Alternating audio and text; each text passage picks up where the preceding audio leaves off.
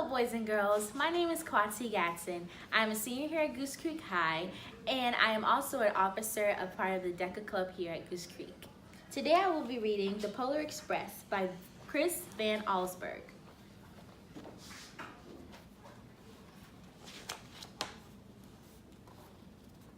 On Christmas Eve, many years ago, I lay quietly in my bed. I did not rustle the sheets. I breathed slowly and silently.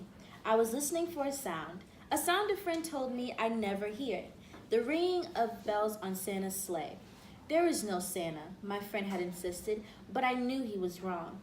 Late that night, I did hear sounds, though not of ringing bells. From outside came sounds of hissing steam and squeaking metal. I looked through the window and saw a train standing perfectly still in front of my house.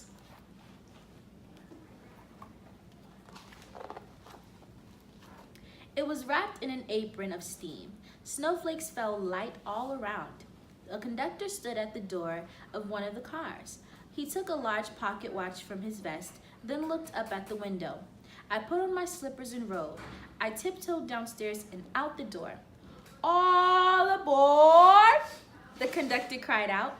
I ran up to him. "Well," he said, "are you coming?" "Where?" I asked. "Why, to the North Pole, of course," was his answer. "This is the Polar Express." I took his outstretched hand and he pulled me aboard.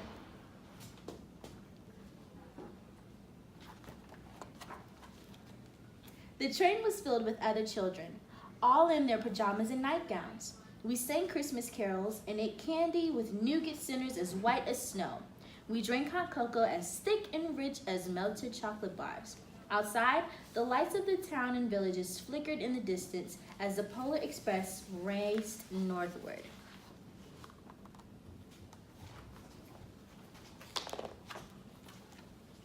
Soon, there were no more lights to be seen. We traveled through cold, dark forests where lean wolves roamed with white-tailed rabbits, hiding in the woods from the train through the quiet wilderness.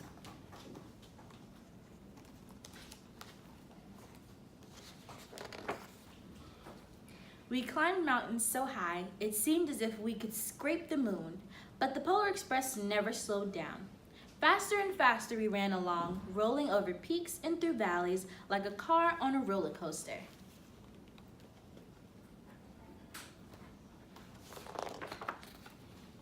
The mountains turned into hills. The hills turned into snow-covered plains. We crossed the barren desert of ice, the great polar ice cape. Lights appeared in the distance. They looked like the lights on a strange ocean liner sailing on the frozen sea.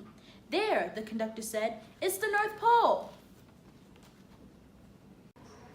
The North Pole.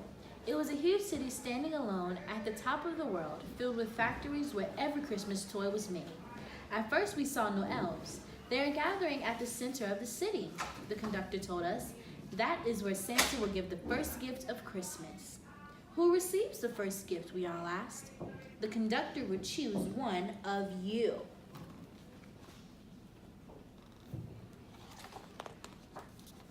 "Look," shouted one of the children, "the elves!" Outside we saw hundreds of elves. As our train drew to a closer of the North Pole, we slowed to a crawl.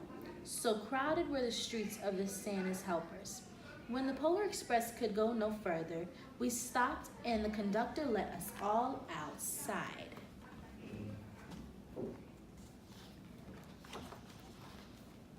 We pressed through the crowd at the edge of a large open circle. In front of us stood Santa's sleigh. The reindeer were so excited. They pranced and danced, ringing the silver bells that hung from their harnesses. It was a magical sound, like nothing I'd ever heard.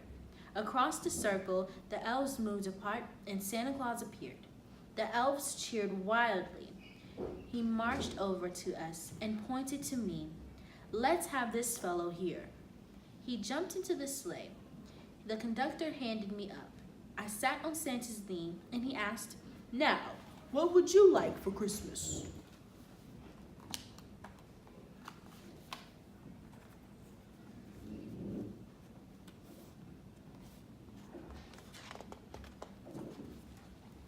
I knew that I could have any gift I could ever imagine, but the thing I wanted the most for Christmas was not inside of Santa's giant bag. What I wanted more than anything was one of the silver bells from Santa's sleigh. When I asked Santa Claus, he smiled. Then he gave me a hug and told an elf to cut a bell from the reindeer's harness. The elf tossed it up to Santa. He stood holding the bell high above him and called out, "The first gift of Christmas!"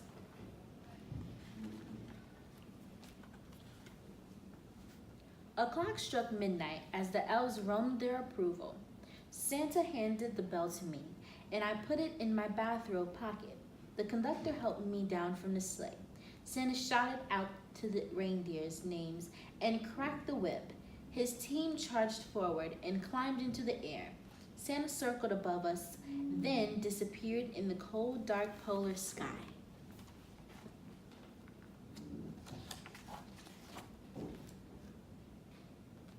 As soon as we were back inside the Polar Express, the other children asked to see the bell.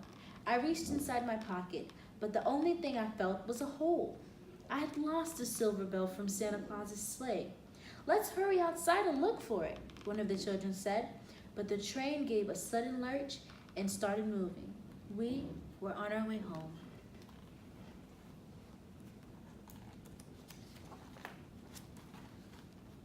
It broke my heart to lose the bell.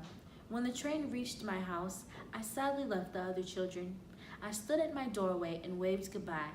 The conductor said something from the moving train, but I couldn't hear him. "What?" I yelled out. He cupped his hand around his mouth.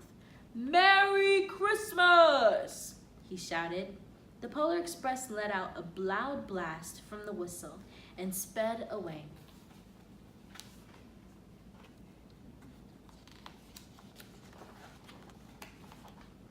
On Christmas morning, my little sister Sarah and I opened our presents. When it looked as if everything had been unwrapped, Sarah found one last small box behind the tree. It had my name on it. Inside was the silver bell. There was a note. "Found this on the seat of my sleigh. Fix that hole in your pocket. Signed, Mr. C." I shook the bell. It made the most beautiful sound my sister and I have ever heard. But my mother said, "Oh, that's too bad." "Yes," said my father, "it's broken." When I'd shaken the bell, my parents had not heard a sound.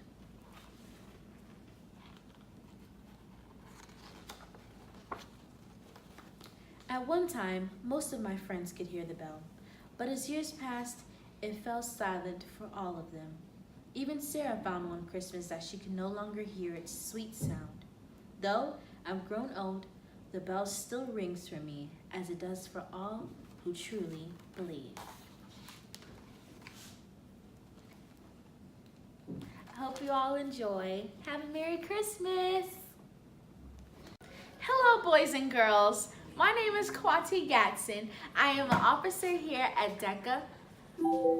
When the Polar Express could go no further.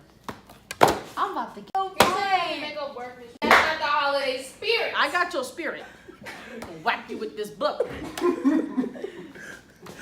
Okay, I'm ready now.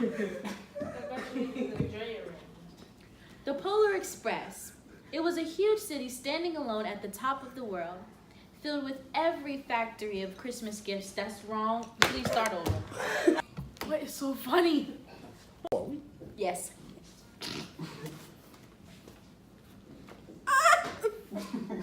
Why? I was doing so fine. I could have been done. I have one more page. When the Polar Express could no.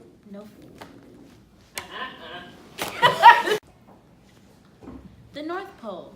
It was a huge city standing alone at the top of the world, filled with factories where every Christmas toy was made.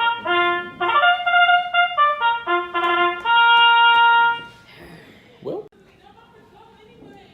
The North Pole. Is that something? The Polar Express. Young man.